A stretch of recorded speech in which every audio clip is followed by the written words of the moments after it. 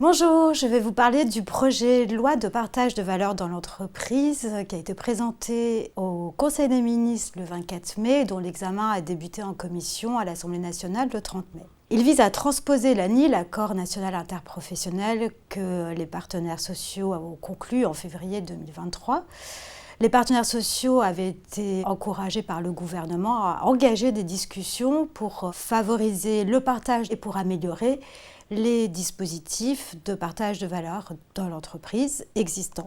Au menu de ce texte très copieux, de l'épargne salariale, participation, intéressement, de l'actionnariat salarié, de la prime de partage de la valeur et un nouveau plan, le plan de partage de la valorisation de l'entreprise.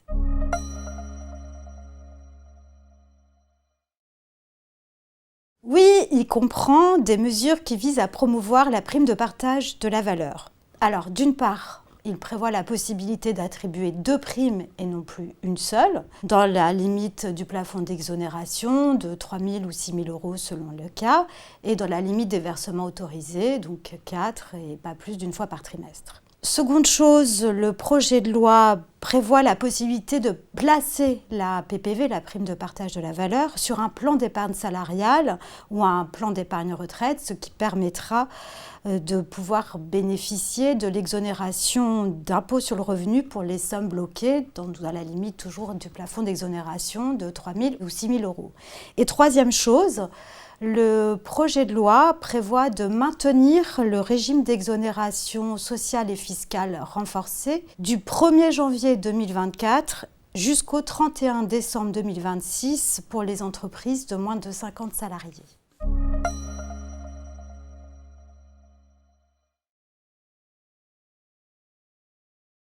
Alors pour répondre à Julie, le plan de partage de la valorisation de l'entreprise qui est envisagé par le projet de loi serait un nouveau dispositif facultatif qui pourrait être institué par accord et pour une durée de 3 ans. Le dispositif serait collectif, c'est-à-dire que tous les salariés qui ont 1 an d'ancienneté pourraient en bénéficier. Il permettrait aux salariés de bénéficier d'une prime de partage de la valorisation de l'entreprise. Donc, ce n'est pas la prime de partage de la valeur. Donc, cette prime serait attribuée dans le cas où la valeur de l'entreprise aurait augmenté au cours des 3 années suivant une date qui sera fixée par l'accord. Donc, bien entendu, s'il n'y a pas de valorisation de l'entreprise, il n'y a pas de prime. Donc, elle serait calculée, cette prime, sur la base d'un montant de référence fixé pour chaque salarié. Et à ce montant de référence, on appliquerait le taux de variation de la valeur de l'entreprise constaté à l'issue des 3 années si celui-ci est positif.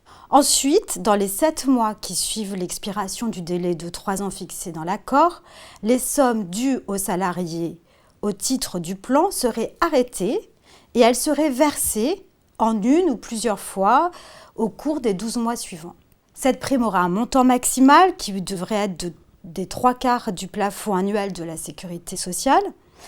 Et ces primes bénéficieraient d'un régime social de faveur puisqu'elles seraient exonérées de cotisations, mais il y aurait néanmoins une contribution spécifique de 20%.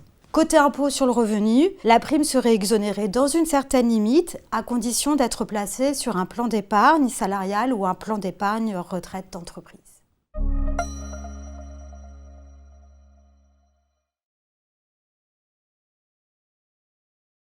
Eh bien, Mourad, le projet de loi vise à étendre les dispositifs de partage de la valeur aux entreprises de moins de 50 salariés qui ne sont pas soumises à l'obligation légale de mettre en place la participation. Il est prévu de lancer 2 expérimentations sur une période de 5 ans. Première expérimentation, si elles décident de le faire, les entreprises pourraient bénéficier d'un régime dérogatoire et appliquer une formule de participation dérogatoire à la formule légale.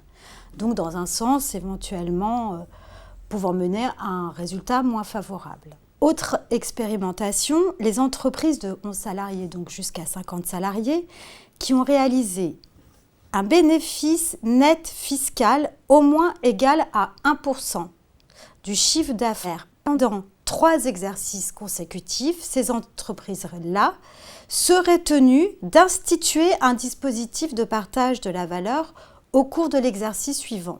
Là, il faut à nouveau ouvrir des tiroirs. Pour ce faire, ces entreprises auraient 3 possibilités. La première, mettre en place un dispositif de participation de façon volontaire, donc par accord ou en cas d'échec des négociations par décision unilatérale, ou un dispositif d'intéressement. Autre possibilité, les entreprises pourraient abonder un plan d'épargne salariale, PE, PEI, PERCO, PERCO.